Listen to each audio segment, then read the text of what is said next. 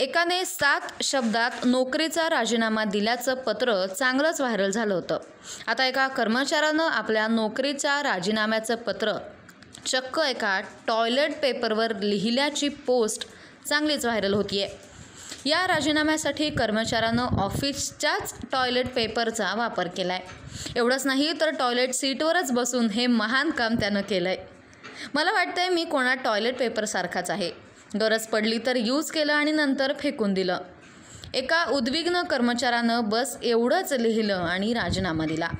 सिंगापूरच्या business women's Angela यो यांनी जेव्हा एका कर्मचाऱ्याचा हा राजीनामा वाचला तेव्हा त्यांचं हृदय हेलावलं।